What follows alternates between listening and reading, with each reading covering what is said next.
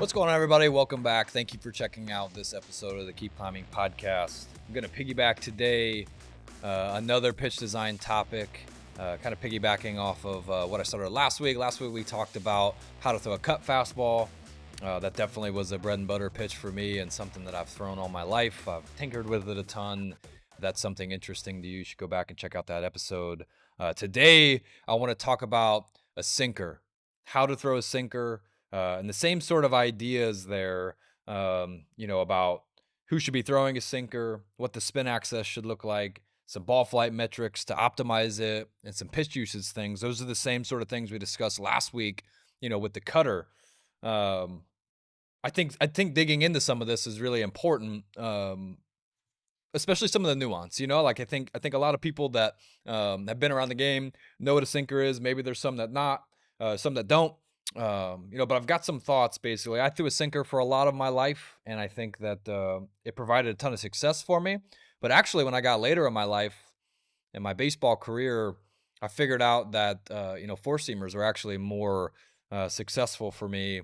They paired better with my pitches and some things that I learned about it, along the way. And obviously, like as I was getting older, my role was changing. My goals within the game, were changing, and we'll talk about all those sort of different things throughout this episode. But the main thing that I wanted to start with first is what a sinker is for people that don't know. I feel like I get this question a ton from younger players. A sinker is just a two-seam fastball, and I think people sometimes get confused on that. Especially if you're like a young kid playing MLB The Show, you can go create a player and you can see that you can select a two-seam fastball or you can select a sinker, from pitch types to throw, and ultimately, like some guys throw two-seam fastballs and they don't create as much, depth or as much sinking movement. They throw a two-seam fastball and it kind of just, fades to their arm side.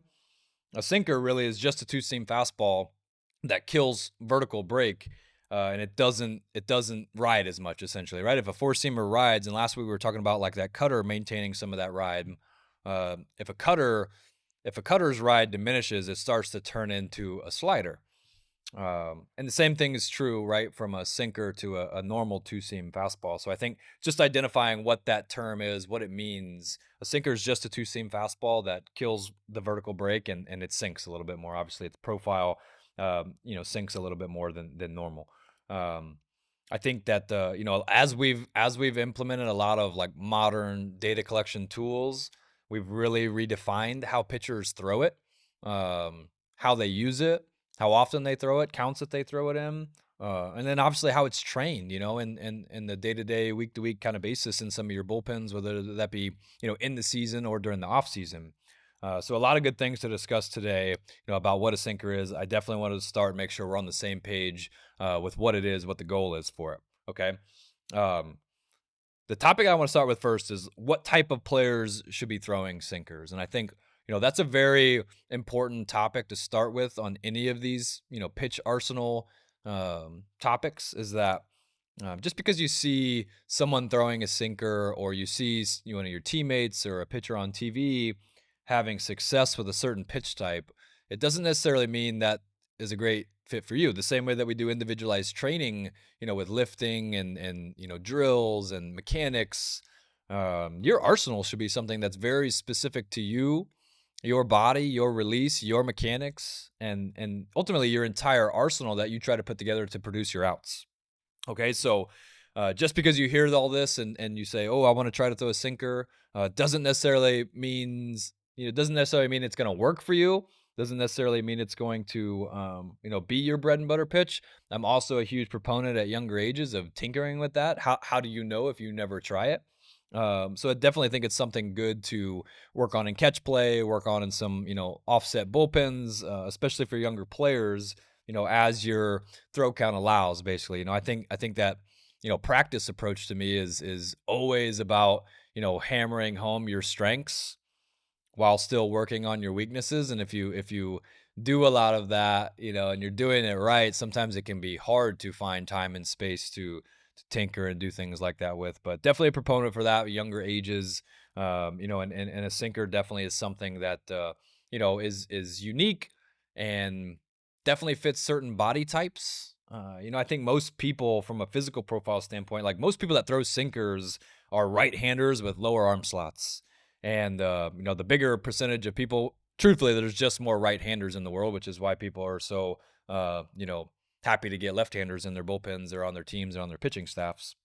There's just more right-handers that exist. And typically with a lower arm slot, it's easier to produce the, you know, less vertical break, more horizontal profile that a sinker needs. But truthfully, later in my career, I was actually presented with some data.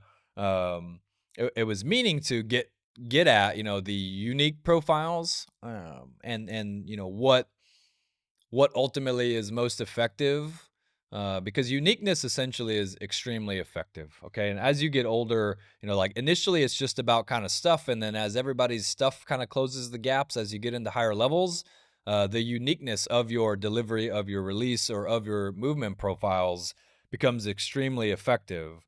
The data actually suggests that a higher arm slot is more successful with sinkers. Because to the eye, it makes you feel like that guy should probably be throwing a four seamer, right? Like if I threw the ball from here, you would expect it to come off my hand and probably run a little bit this way. And if I threw the ball from here, you'd expect me to backspin it and it to ride a little bit more effective, right? So essentially, your guys that throw from over here that can still generate good ride, it's very unique and can be very successful against hitters. Same thing's true of the guy that's, way up here with his hand. If he can figure out how to create sync from that, because of its uniqueness, is extremely effective to the hitter, because it just kind of goes against your natural, frame of mind and outlier metrics on like what other pitchers do, right? Because a lot of people, like I said, if you're going to be a shorter right-hander with a lower arm slot, and you're throwing 90-ish, there's a lot of guys that can do this right here. There's a far fewer, guys that can do that from up there. So your outlier metrics become very effective against the hitter just because the perceived, the perception from the hitter is just unique, right? So a typical kind of old school mentality or coach or thought or philosophy would be, if you were a guy like up here, you should be throwing four seamers. Well, man, I'd tell you to tinker around and figure out if you can throw some sinkers from up there, because if you can, it's extremely effective. And I think that the same thing's true for over here. Essentially, give you an analogy, like a guy that you could go look up that throws from a lower slot that produces ride, would be a guy like Josh Hader, right? Josh Hader, tons of swing and misses. He gets a tremendous amount of ride on his fastball. And I know, and I've hunted with Josh a little bit. Josh actually holds a two-seam fastball that produces ride, right?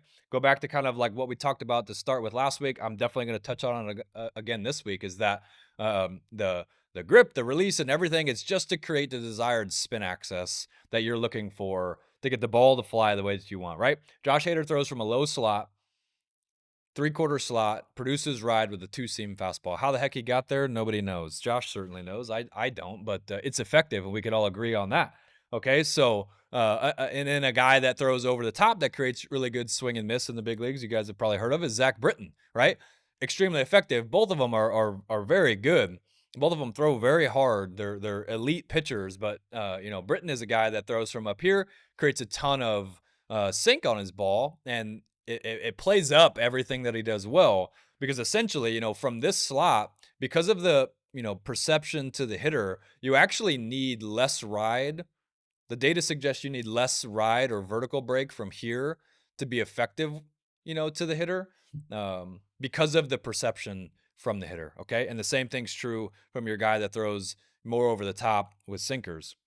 That data, when I first saw it, I thought was extremely interesting.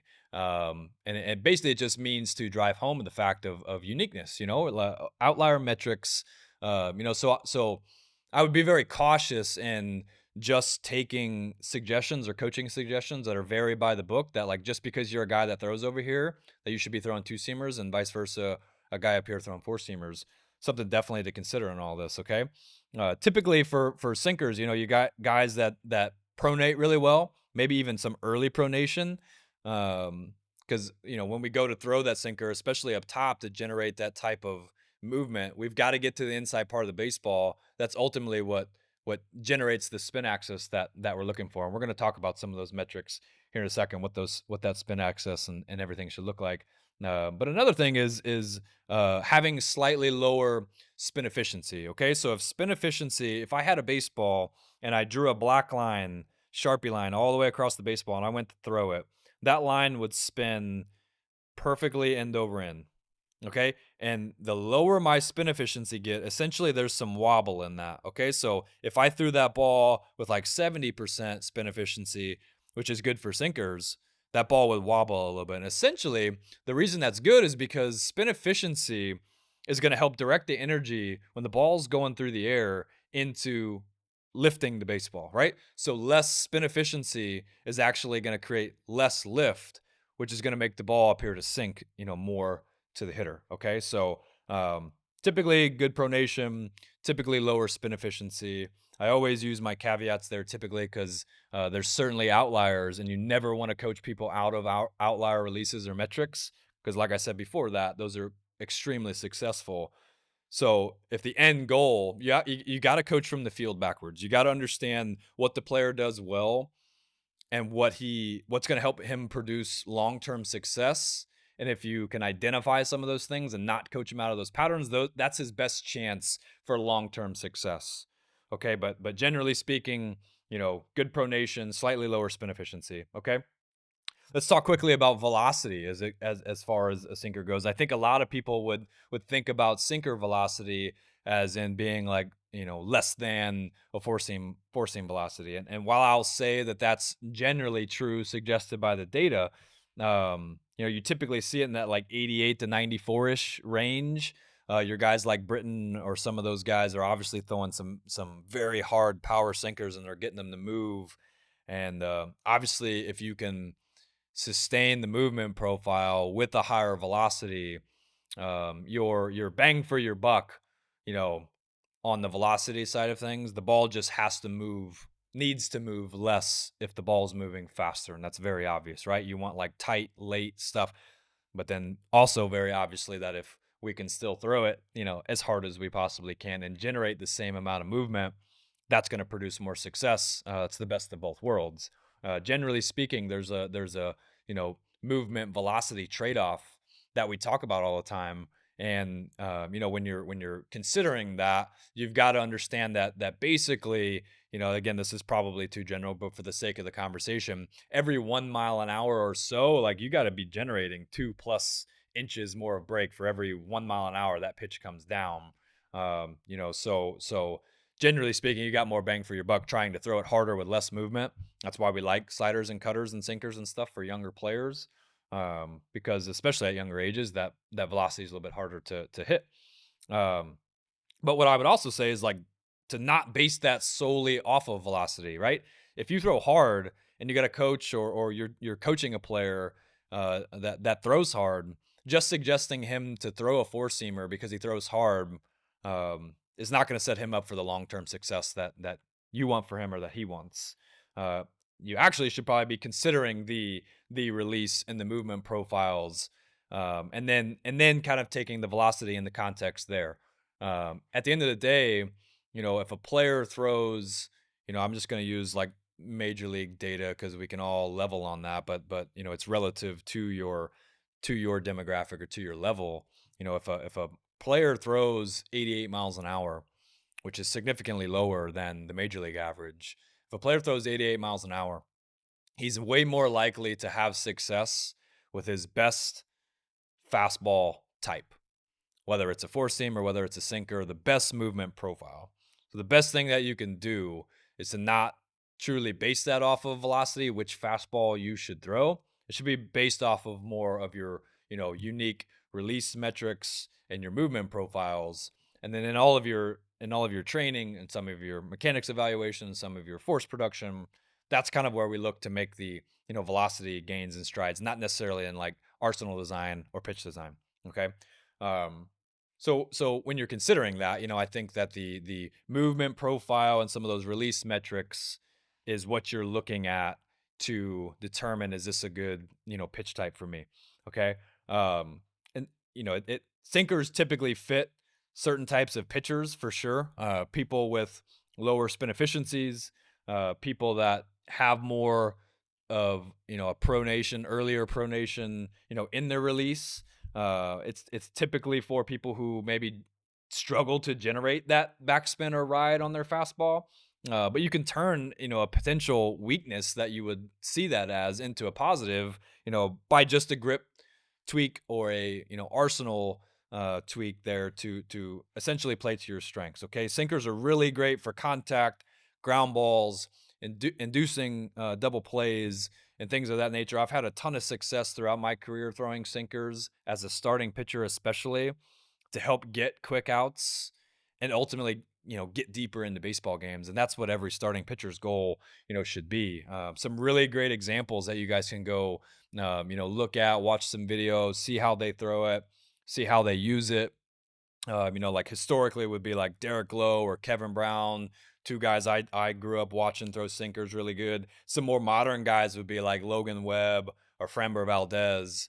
I got to see Webby's sinker in person at our location in Wentzville a couple of years ago, and man, it's so much easier to see that profile like left to right too. I think it's harder to see like the TrackMans and the Rapsodo, the data collection stuff really helps us see and quantify, some of the vertical break on stuff. But man, like the amount of movement that you can see, on a sinker like that, a major league elite sinker. I mean, go look at any video if you've ever seen it pitch. Like, holy cow, you can get that ball to dance. Those would be some really good examples to go watch and kind of pick apart if you're pursuing teaching sinkers or throwing a sinker yourself. Um, the next thing I kind of want to talk about was some of the spin access goals, right? We talked about last week about the importance of that, and that ultimately we got to go from the field backwards. We got to see what's successful, and we backtrack off of that. We're trying to not overcoach people out of outlier or uniqueness because that's very valued in our game. And there's definitely a lot of things like within that are extremely important. Typically the ball flight metrics that we're seeking, from a right-handed pitcher, that spin access is going to be somewhere, between 130 and 230. For a left-handed pitcher, it's going to be somewhere between 1030 and 930. All of that spin access stuff, works. It's the orientation of the ball's spin, and it's measured in the clock kind of terms there. So for the right hander, again, we're trying to see the 130 to 230. The more the ball spins, right, like towards 12 o'clock, the more energy that's going to put into the movement profile, for vertical break. And the more we can get that ball spinning, especially with, again, if it's spinning this way and it's kind of wobbling, that ball is going to put its energy into horizontal break and less vertical break, and that's the goal for the sinker. Okay, we want to try to tilt the spin axis to create as much of that horizontal break and vertical drop.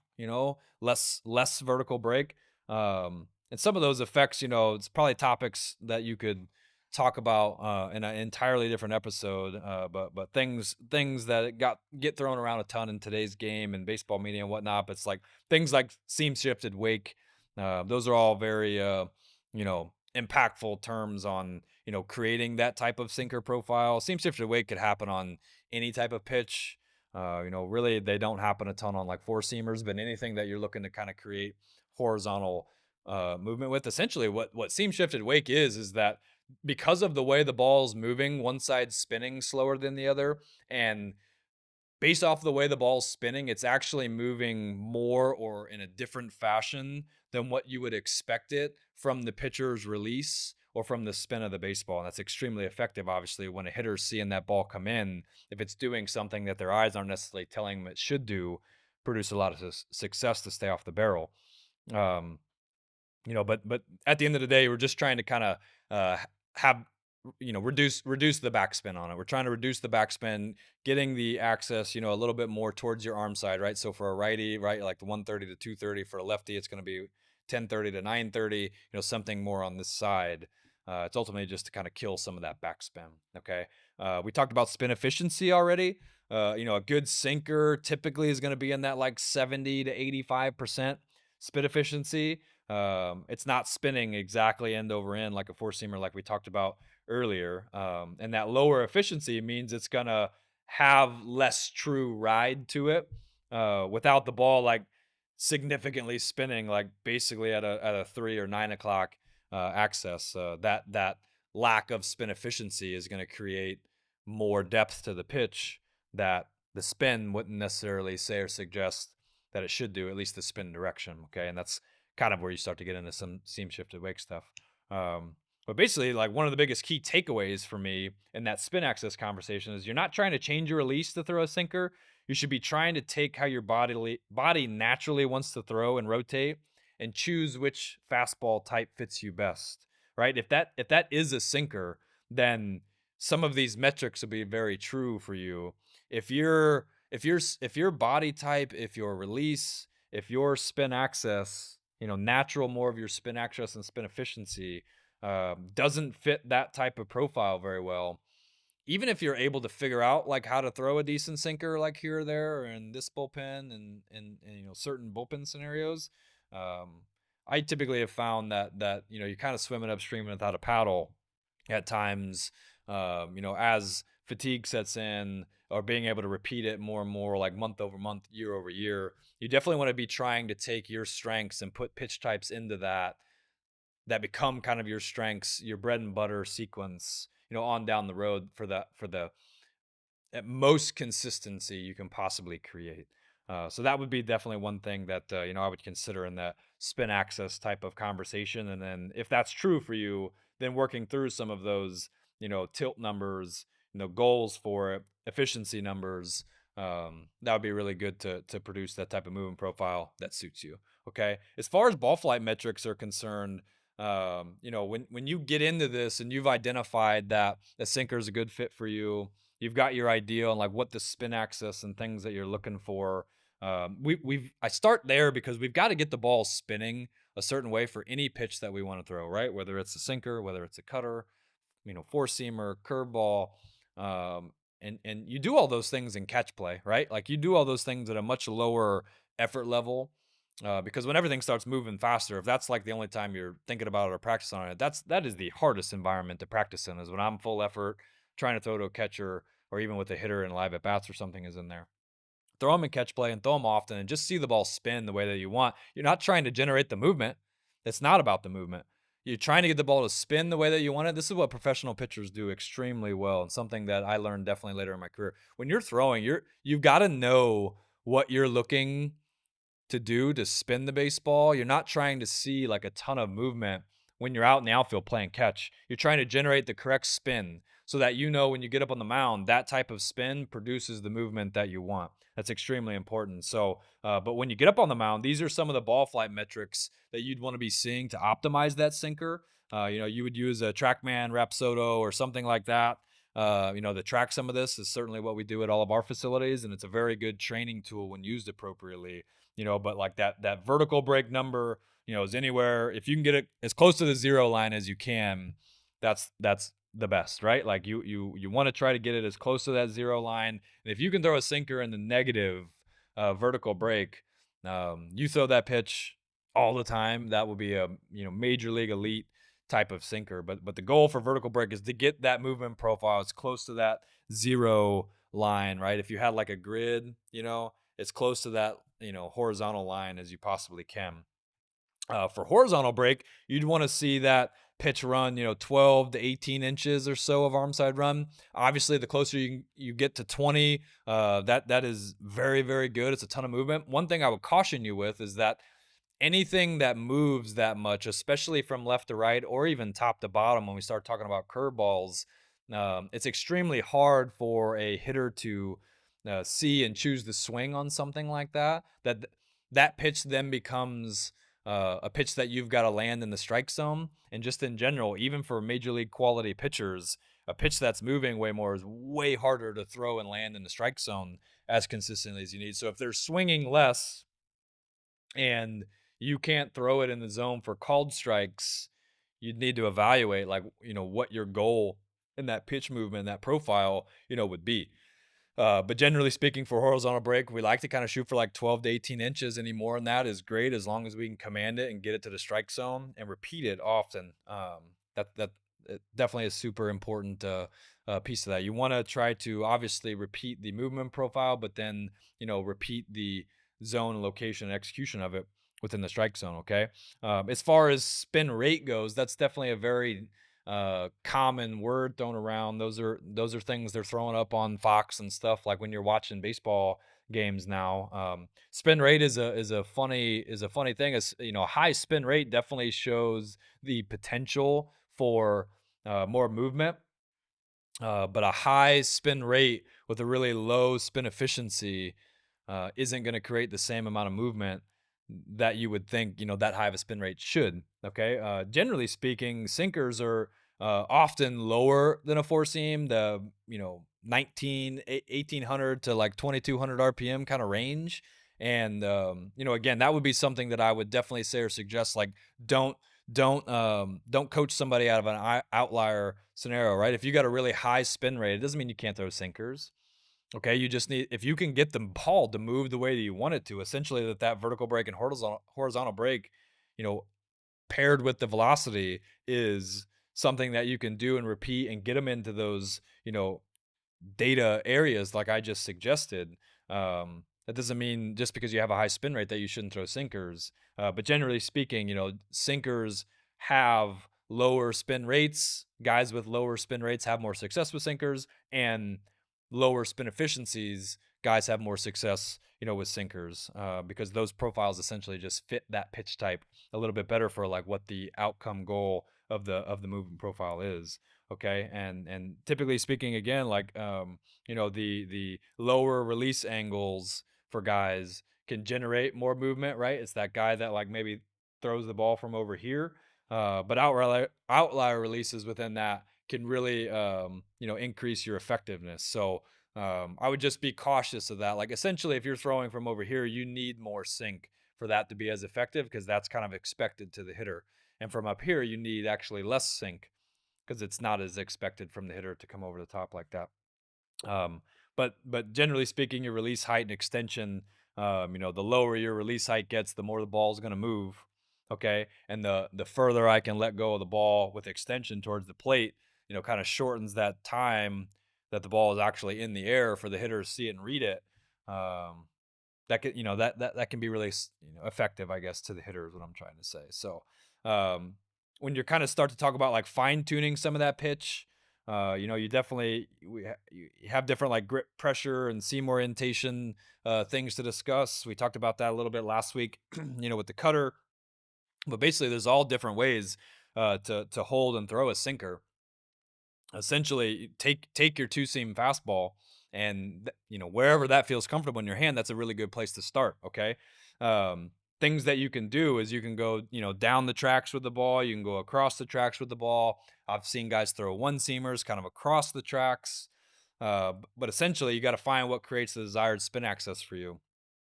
You can do things like tucking your thumb. You can mess with, finger pressure, more pressure on your middle finger, more pressure on your index finger, and whatever you need to do to get that ball to kill the lift and to maximize the horizontal movement. That's what you should be trying to do. Um, what I would say, if I was going to tell somebody, here's where to start with a sinker, I'd tell them to go right down the tracks. Okay, so the two seams going right down my fingers, and then probably slide this index finger over to your middle finger, and then put a little bit more pressure on your middle finger and just start there. You can still then even, tweak with, does it feel better with my thumb, above on the side of the ball? Does it feel better with my thumb further below the ball? And some of those types of things to produce the movement that you're wanting to. But at the end of the day, you're trying to create that, slightly off axis spin.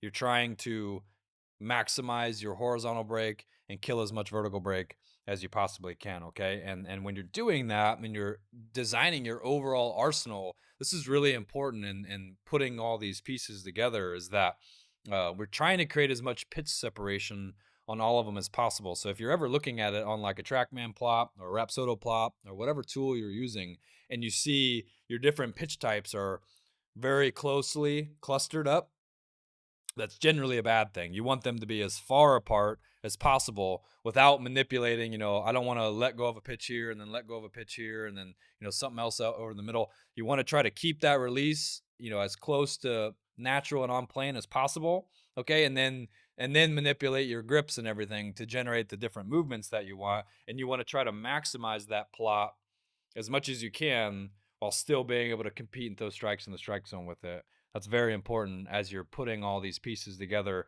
within your arsenal. Okay, so excuse me, sorry. Moving on into some more like usage strategies. I think that once you kind of figure out how to throw that pitch and you're getting the movement down that you want, then you kind of start talking about how to use it to produce success on the field and against hitters. That's the next evolution of that, right? Typically, sinker pitchers, I would call them more like in and out guys, four seam and curveball guys. They're typically kind of up and down guys. You like to split the zone in half, and you like to work in and out. Okay, if you're a sinker guy, you like to work in and out. If you got a really effective sinker, I've seen guys, really good sinkers that throw it hard, throw it often, throw it for strikes. It moves really well. Man, they're just powering that sinker in there and making you hit it. What that does essentially is get you quick outs, quick ground balls, quick early counts, and really helps you kind of get churned into a lineup. That's why you see a lot of sinker guys usually wind up or spend a lot of time as starters because they can churn through that. Um, and typically speaking, like the sinkers are generally way more effective to the same sided hitters because of the angle. Basically, the ball sinking in on a right-handed hitter, it's really hard to be going down to hit that pitch and then make that adjustment to the inside part of the plate to pull your hands and hit that. Same kind of philosophy that we talked about with the cutter last week. I think the cutter's way more effective to opposite sides, and the sinker's way more effective to the same sided hitter because of those, which is why you'll see, managers go to their bullpen, get a sinker guy to come in and face a right-handed hitter, especially with like seventh inning, man on first, 1-run ball game. Team really needs a double play right there. Typically, that weak contact is found on the same sided hitter with a sinker that kind of runs in on their hands. When you're talking about like pairing these pitches, we want to understand like how they all play off of each other. So if you're talking about like a sinker and slider combo, that's really effective to create this, pitch separation where one pitch is kind of barreling in on their hands and the other pitch is a little bit slower and fading away. So if you're establishing the arm side of the plate with your sinker and then you throw a good slider that profiles well off of it, that maximizes horizontal break in the other direction and the least amount of vertical break in the other direction, then you can create a really good separation moving in and out on the plate. Same thing could be true with a cutter in that fashion too. It really all just depends what your movement profiles on all of your pitches look like. And then you can kind of start to talk about pairing them. Looking at like sinker and changeup combos, those are extremely effective in disrupting timing for the hitter, but they both look so similar out of the hand that, to be honest with you, you got a really good sinker. That would be the only pitch that I would say or suggest.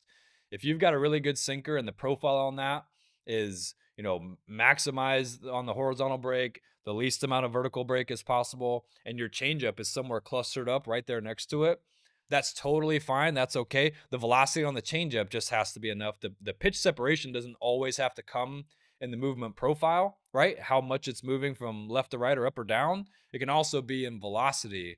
Then you add this like back and forth element of your game.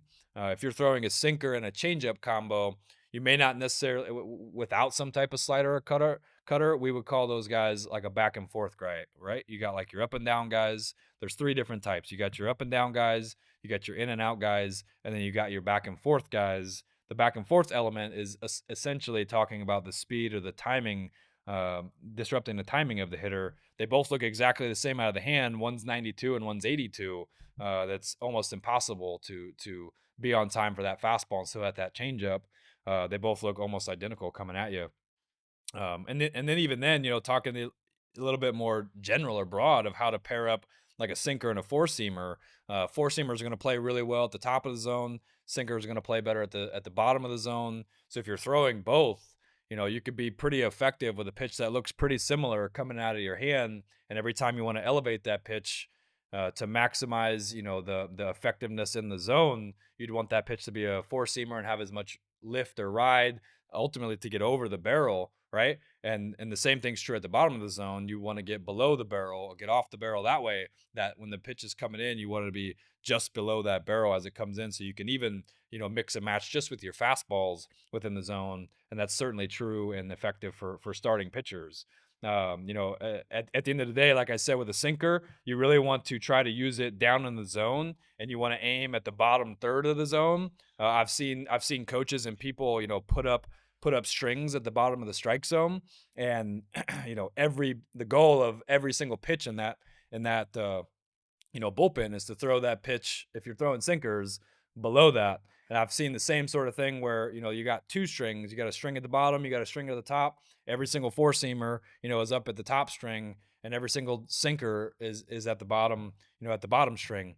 You don't necessarily, like, four seamers can still be very effective at the bottom of the zone. I would say it's probably less so that a sinker is, uber effective at the top of the zone, but changing eyes and elevation of the hitter's eyes are definitely going to be effective, as you approach them in the game.